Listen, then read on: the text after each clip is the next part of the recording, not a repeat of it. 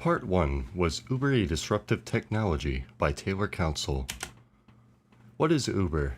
Uber is an American company that provides services to aid transportation and product delivery. In December of 2008, Garrett Camp and Travis Kalanick struggled to find a ride on a snowy night in Paris, igniting the idea for Uber. In March 2009, Uber launched their service in San Francisco, enabling users to get a ride using a smartphone app. In December of 2011, Uber launched internationally in Paris, France.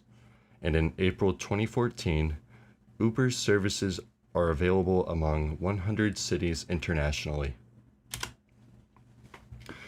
What market did Uber impact? Uber greatly impacted taxi markets, offering lower rates and higher quality than most. Taxi companies rely on more variables that can be costly. These variables include taxi maintenance and insurance costs. In addition, Uber has made significant impact to the food delivery market. Uber is a competitor to companies that offer food delivery, such as Domino's Pizza. How did Uber impact this market? For the taxi market, Uber offers significantly lower prices than competitors. This is because Uber does not rely on paying additional costs such as vehicle maintenance or insurance costs, as those are the responsibility of the vehicle's owner, therefore enabling them to provide lower transportation prices to customers. As far as the food delivery market, customers can order fast food and have it delivered straight to their door. Customers can also tell the driver to order food in person, sparing some delivery costs a company might otherwise offer. Was Uber a disruptive technology? I would say Uber is definitely a disruptive technology. It takes much time and effort to establish any company. Many build a company over several generations, and the introduction of Uber has undoubtedly affected business for taxi companies. Previously, Uber used yellow cabs in New York City. This quite caused a stir, as laws in New York State that allow yellow taxi cabs are only allowed to pick up those who hail cabs in the street. With Uber using their app, this was not allowed. And eventually they stopped using yellow taxi cabs and used black vehicles instead.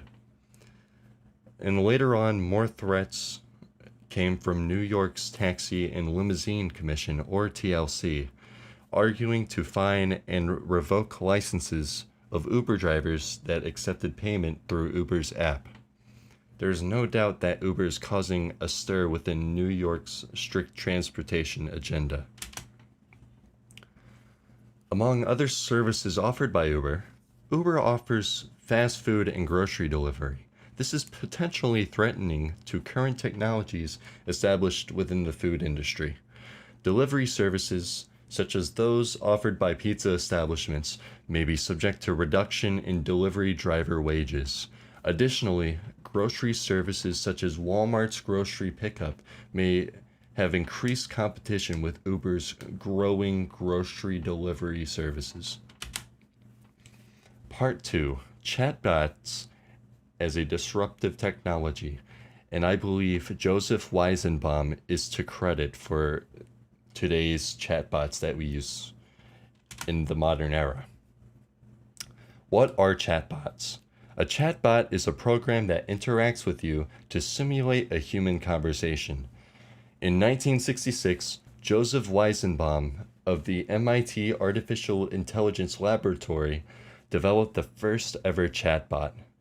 Weizenbaum's chatbot, named Eliza, analyzed keyword inputs and made responses following specific guidelines set for it. In 1972, Kenneth Colby developed a more advanced chatbot. This chatbot was intended to simulate a person with schizophrenia, and this chatbot was named Perry. Studies were performed involving both bots conversating with each other, and this led to more advanced development in chatbots in the early ages.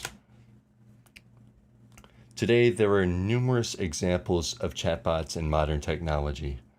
One of the most infamous examples is Siri from Apple.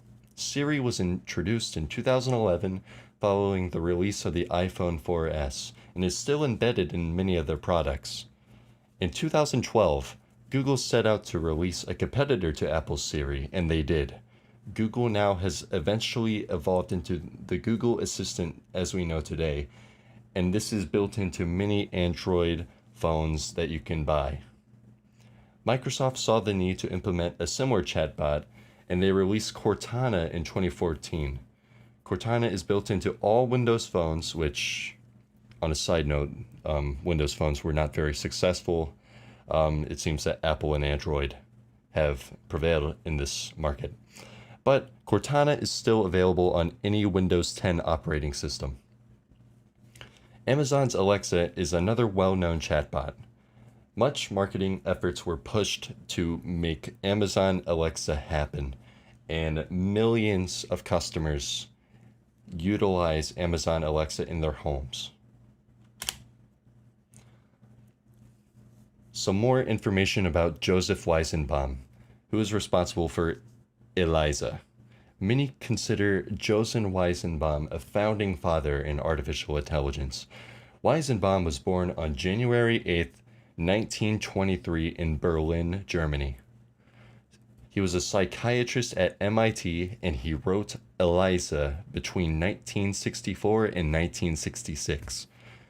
He implemented scripts with open-ended questions, intending to encourage patients to communicate easier. Doctor was among the most infamous of these scripts, having been used in scenarios for therapy. Weizenbaum was shocked at how effective ELIZA truly was.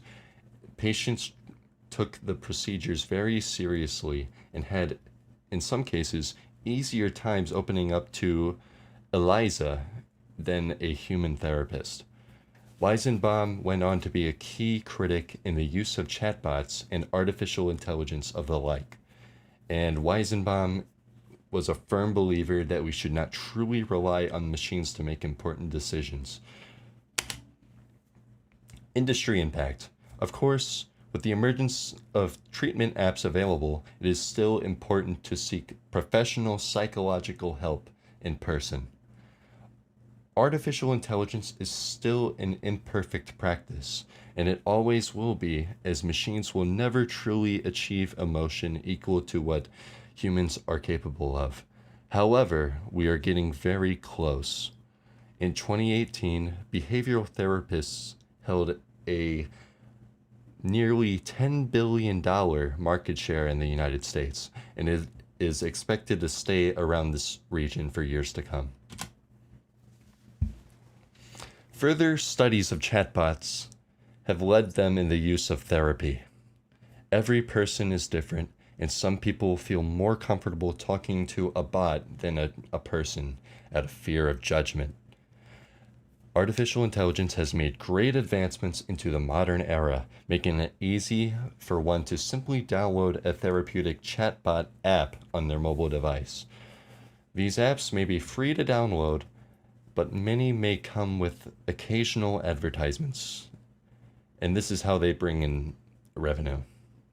This is how they make them able to be free, which I think is a great approach, because I think everyone should deserve the ability to help themselves, whether or not they can afford it. These kinds of apps and in-person therapists are targeted to those seeking psychological and mental help. In 2018, these apps have grossed nearly $600 million in revenue and is expected to grow annually by 23.7%. Are chatbots a disruptive technology? I do believe they can be a disruptive technology, absolutely.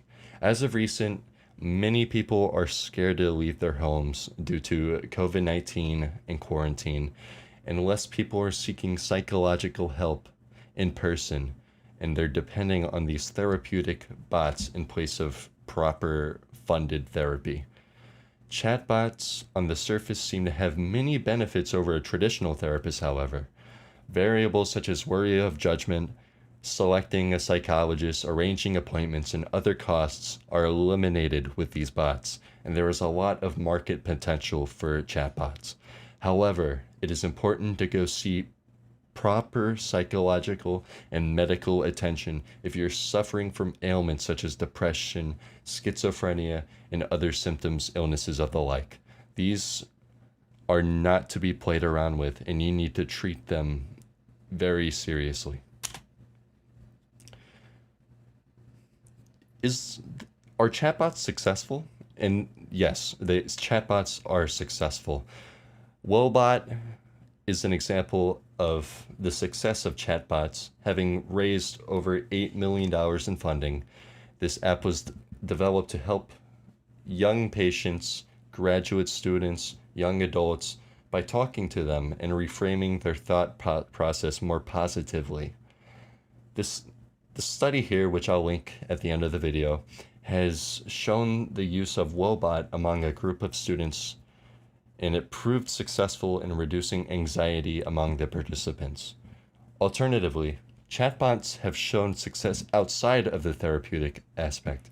As opposed to using a competitor's search engine for information, like Google or Yahoo, many people opt in to simply ask the Amazon Alexa questions.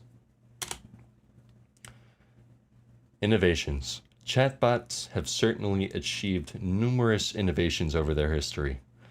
Chatbots began as a tool to aid in psychological treatment, but over time they've evolved into applications that help us every day within the modern world. They're fabricated to aid in therapy, technical support, and to satisfy our thoughts by answering our questions. Artificial intelligence is constantly being improved to this day and will lead to great strides in improving chatbots. These are some references, and if you can't see them in these slides, I'll link them in the end of the video right here. Thank you for watching. This is Taylor Council in Hale State.